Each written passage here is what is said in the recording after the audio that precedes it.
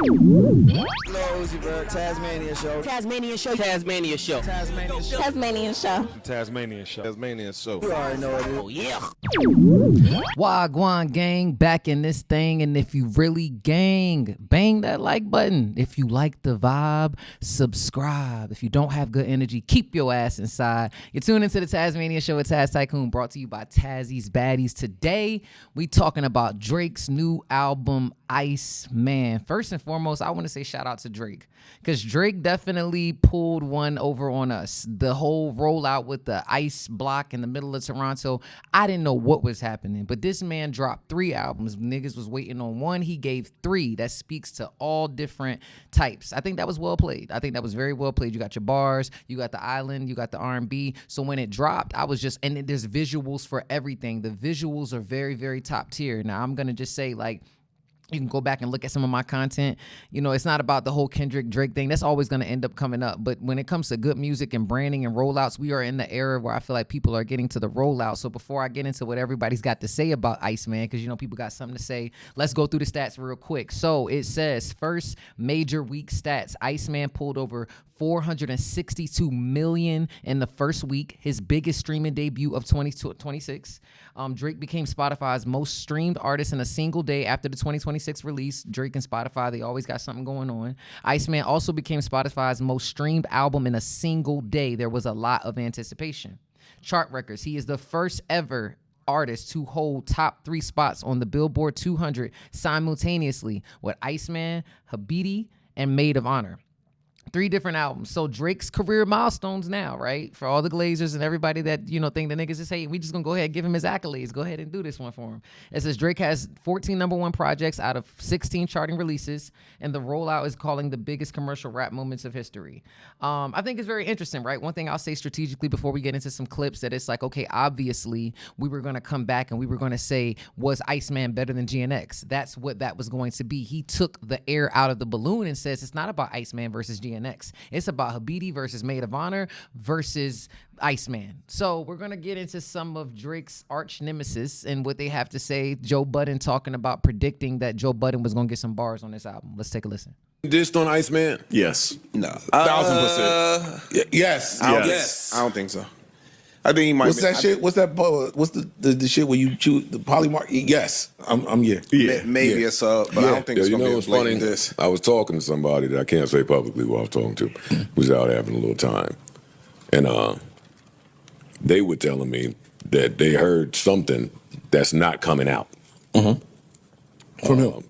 Yeah, and it was a naked in the hallway reference. And are you sure it's not coming out? I was so happy that wasn't coming out. It might come out. Are you confident They that got it's not coming ICEMAN out? coming out before the album. Drake, He put might that shit just out, do- man. We need Yo, a we good need laugh that. up here. Yo, play it on the new what's the ICEMAN number 4? Yeah, Play it then. Send that over my way at least. I need Yeah, a good right. laugh. Just DM it. I got you. And if he did it clever, Yeah. You think he wasn't? Yeah, he definitely did it. it's good. It's good marketing. A naked in the hallway. This is crazy. That's funny. It's good. Yeah. It's great marketing. Who I ain't gonna hold you. cares? We wouldn't laugh. Yo, at that. dog, niggas gonna go down. I ain't gonna hold you. They're hilarious. Joe Budden walking naked in the hallway. So for the line, this actually ended up happening that they're referencing is on Drake's record called 1 a.m. in Albany. I think that's what the leak was called originally, but I think it's actually called Make Them Pay, if I'm not mistaken. But the bar showed her the time of her life while broski having stomach aches, hearing about good times at Lover's Lake, and sent her back to you while you sleepwalking naked in another state. So that was the Joe Budden bar that we got. We got bars about Jigga, Jay-Z. We got a lot of bars about LeBron James. We got a lot of bars about Kendrick, obviously. So we're going to get into this other clip of Joe Budden on Twitter Spaces reacting to the line that he predicted about him walking naked. Yeah, he said even Muggsy Bogues done for once. If he doing that, we gonna have to paywall. Oh my God. If he doing that, we gonna have to pay per view. That's why You we're hear that? buddy, and that's why we're together. That's it. It just that. No, Yeah, I that's thought he was gonna come with some bullshit there. If he gonna do that on a project, Joe Yo, gonna fucking be like, just listen, guys. If that's what the project is, which is what it's gonna be, it's game over. that's one song. He do that on the 1 a.m. Nah. Scam joints. Don't get hyped. No. Listen. If you don't start, he's coming with a tidal wave. It's gonna wipe everything out. It's mastermind shit coming. And guess what? I think 40's been there the whole way. He's back on track, and now it's gonna bury everyone. Shout out to 40. Shout out to 40. Even Don't Muggsy. say everyone, because that's us. Even No, Muggsy. no, buddy. You're Come not. on, Ian. You know, use your brain. He just said everybody was walking through the double doors. Yeah. No, buddy, we're opening the doors. I'm gonna do a power with Sasha. That Nazi line was crazy. Yo, He killed that shit. Come on, Papa. that's it. That's the end of it. We know what's coming, guys. He said he No, that is a timestamp joint. All right, Let's buddy. let's All see. But he smoked that. was better Thank than you. it was better than his last time stand by a lot. Thank you. Thank you. Yeah. No. It's not. We don't even have to compare it to his last one. It's just elite. That's getting replayed 50 times tonight. Absolutely. Literally had goosebumps as soon as you finished it. That was crazy. It was the first time he's been rapping like that in a while. So yeah. Yeah. Game time. Let's go. It's gonna be a good pod tomorrow. Friday. Even Muggsy Bogues got a dunk for once. He's shooting at your guy, man. He's shooting at your mans. I love it. They say he's gonna be humble. Does this change the price point, Ian? You know, I sense a little bit of a different approach from you, and I appreciate that. But I'm gonna keep those conversations between Joe and I, and Fair we'll see enough. what we come to the market with. Can y'all hear me? Yeah.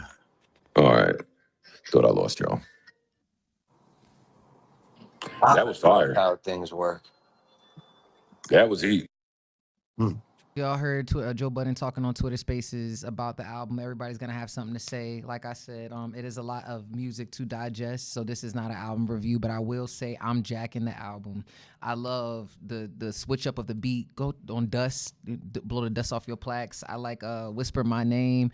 Like I don't know. It's like a eerie feeling. Like I like the production of it. Janice, Shut the Fuck Up. Yeah, that shit go. You know what I'm saying? BB baby, come on, that's my shit. I fuck with that shebang. That John go. I love the sequencing. Like I'm not all the way familiar with. I know Drake's discography, but I can say that I really appreciate the transitions. Even Ran to Atlanta, I'm here for it. That John made me wanna. I'm not even a club type nigga. That shit made me ready to be outside for the summer. And we know Drake is the summer man, so he gave 3 albums for the summer. That's what he was trying to do a couple years ago. But I feel like with whatever happened, whatever he was planning to do with him bowing out with J. Cole, it made it better for hip hop. It made it better for hip hop, right? Once you lose your arch nemesis, you ain't got nobody else to go against. So I'm here for it. Like I said, I like National Treasures, Bees on the Table, 21. Plot twist. Make them pay. The free sample. I just wanna be free. That joint go crazy. Yo, I just want to give Drake his flowers, man, because he ain't been getting a lot of them. But we're gonna get into another Drake hater real quick. You know, Stay Scheming, one of my favorite songs. Like, love that. I don't know if we'll ever get that again. But here's Rick Ross talking about how he feels about the ICEMAN album. You're not putting Drake at your level. No, see, you might be. I could see it in your eyes. You might be confused with the numbers and all of the fake numbers flood the marketplace, 50 something. That shit ain't nothing. Remember what I told you, the streets are the streets. If Drake was what he thought, what you think he was or what he thought he was, he would have been able to clear all this shit up, address it, and been moved on. He's still suing the label. That's like him. He might sue you for speaking of him on this situation. Did you listen to ICEMAN, the new... I listened to some of it. My engineer it was horrendous. My homies actually sat there and they lost an hour of their life for this shit. Listen to it. Yeah. Are they recovering? Yeah, trauma. It's tough. It is. It's tough. Yeah, now, by the way, when you've been waiting after you've seen people put ice blocks in the middle of places and promoted and marketed and the world knew what day it was coming out and the shit came out and really, folded. But have you personally listened to every single one of the tracks in the new album? No, I couldn't do it. I mean, Pitchfork gave it, I said it was mid. Mid meant 5. Pitchfork gave it a 4 point something. I don't know. But it was like, no one's my friend. You left me alone. Oh, my. It's that type of shit. I ain't gonna hold you. I'm not jacking that. Rick Ross. That's what I don't like too, right? You just literally said you didn't listen to the whole album. So we're going off of clickbait. We're going off of Pitchfork.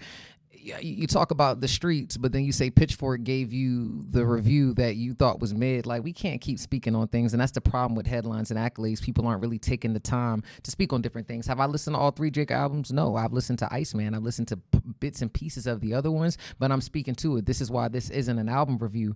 But, you know, there's been a lot of back and forth, too, with, you know, Rick Ross and Rory and Mal. So we're going to get into another clip of Rick Ross talking about the album. Niggas say 3 albums are trash albums, 2 years too late. What site is this? Complex? The Glazer University. Oh my God. I've been a long fan. Oh my God. Mr. YouTube. Fuck a big 3 anyway. There was too many chefs in the kitchen. Bars. Come on, guys, stop. Y'all let's all leave Lil Mans alone now, man. He did it. He dropped 3 mid projects. Hey, man, it was fun while it lasted. You're washed. R.I.P. to the Drake stands. Can only imagine what that feels like. Well, I really couldn't. But for those that didn't know, I was a big boy making big boy records when homie was on Degrassi. Now, back to the big business. My new book is in stores and everywhere books said. I want to thank everybody that's been showing. I don't know what it is. It seems like people are like seeing that the beef pause is like making things go viral, which it does. Like the 50 Cent method, Rick Ross, it's like, you know, I think that say less. 48 laws of power. Law number 4, always say less than necessary. Like, it does seem like it's a lot of trolling. It's like he always got something to say about Drake. Well, I don't know what's going on. All these men, what did the Drake line, men talk more than bitches these days. It is a lot of men talking on the internet, glazing all types of stuff. It's real chatty patty energy. Like, I'm just not here for it. But everybody's also too using it as a leverage. Like, hey, diss you, here's my book. Before we get up out of here, we're gonna play this clip of Rory and Mal, you know, speaking about Drake, Rick Ross, and everything.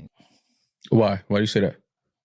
And I know this is you saying finally admit, like we've been like holding that in. Like, what you mean finally admit? Like, well, we did talk about this in the beginning after the Like That thing and the 20v1 started. And I know we are the Drake Bias podcast, but I'm speaking from a very objective place. We didn't put enough light into how weird it was that Rick Ross entered into that rap beef. Yes, what did you have to, like, why are you in this whole thing? And then you came up with an excuse that it was because Drake didn't clear his verse for French Montana's album, which made all the sense in the world because everyone was waiting for Drake to say something in the biggest moment, and it wasn't about to be a verse he did 10 months ago. Mm-hmm. And then French Montana is sitting next to him going like, I was fine with it. Mm-hmm. So what the fuck are you doing, Rick Ross? But you're finding any way to just get in this shit, and now you're telling, yo, I want to see you win, homie. Shut up. But shut up. He's one of my favorite rappers. He's hilarious. His discography is incredible. But that's some weirdo. Like, that's super weird. Yeah, but is that not weird? We knew what that was in the moment, though. We said that. I ain't gonna hold you. Like, when he went with the way Rory and Mal broke that down just now, pardon me, the way they broke that down just now really did give some light. Wait, where's the clip that I was looking for? Yeah. Yeah, there it goes right there. My bad, y'all. Yeah, Rory, with the whole Rory and Mal situation, with them speaking about Rick Ross inserting himself in the future and the Kendrick and the Drake beef, it was mad random when he got on stage and started dissing him because he wanted a verse. And I'm like, if that's what that's about, and now you're going back in and saying that, you know, you was popping with him before Degrassi, it's always this, I was popping and I was doing this and I was doing that before this and that happened. It's just, it's so performative. We're going to get into another clip. Shout out Joe and Jada on the Joe and Jada podcast of Rick Ross, what he had to say on the Joe and Jada podcast. Explain to me the origins of Rick Ross and Drake falling out. Rose was mentioned. Oh, so that's how it happened. So that's how it happened. You just homie, yeah. It ain't even defending. Homie mentioned Ricky Rose, and Rose do what he do best. I go bad. I've been doing that a long time. I've always enjoyed giving a nigga a spanking if you don't understand what's happening. Damn, why would he mention Rose? This show on fire, when you get little man right here, you ask him, what made you mention Rose, homie? Yeah, just like I asked you, because I was confused. Facts. And that's what real ones do. You address it. I always thought he with us. I never even recorded a song with him or nothing. I always thought, yo, nah. Yo, Ross, yo. No! No! Where's God? I always thought he was with us. I thought he was with us. You know, we rock with homie. At that time, Cash Money was in Miami. It was a positive thing we had going, and Khaled was the glue. It was just a genuine vibe. When it went left, hey, man, that's for them to figure out. I ain't figuring that out. It's really small talk to me. Once you mention Rose name, I'ma enjoy it. That's just me by the pool, BBL Drizzy. You know, nigga know you had the tummy tuck, the nose reduction, all that shit. Hey, yo, Ross, No, I'm giving you what you asked for. No, I'm giving you what you asked for. Rose can't let you down. On the flag. I can't do that. No, Yeah, that's a lot. It's a lot of performative, a lot of personality, a lot of like rah-rah, a lot of extra shit. But I'm not gonna hold you. To me, it was always Drake versus Kendrick. It was never Drake versus Rick Ross. And it seems like Rick Ross is trying to ignite a beef in the same way 50 Cent, Max B. Like I said, I fuck with Rick Ross, but it seems like you're looking to be dissed. Like you're looking for smoke. Like, bro, like hang it up. Like it was Drake versus Kendrick. It wasn't ever that. And I don't even know the line that he's talking about or he's referencing, but it's not looking good. Like, I don't know what y'all think, man. Like I said, everybody's got something to say about Drake, but with this whole Rick Ross thing, it does kind of just seem like it's just extra. Like, what y'all think about the album? Y'all think Rick Ross is bugging? Do y'all think the ICEMAN album is really horrendous? Are y'all jacking it? Let me know y'all favorite song on the ICEMAN album. Let me know your favorite album. Is it Habiti? Is it Maid of Honour? Or do you think that Rory and Mal is glazing? Just let me know in the comments. If you really gang, bang that like button. And if you like the vibe, subscribe. If you don't have good energy, please keep your ass inside. You're tuning into the Tasmania Show with Taz Tikoon, brought to you by Tazzy's Baddies. Let's grow. Tikoon running up the score, Tazzy's baddies on the floor. And that ass is super fatty, call me Zaddy, throw some more. Super nasty, she a savage, slaughter fucker like a whore. Popping bottles, foreign models, Tikoon on the world tour. Shorty, what you bad for? Turn this to a hit-a-thon, damn. All your bitches bad, tell them they can come along.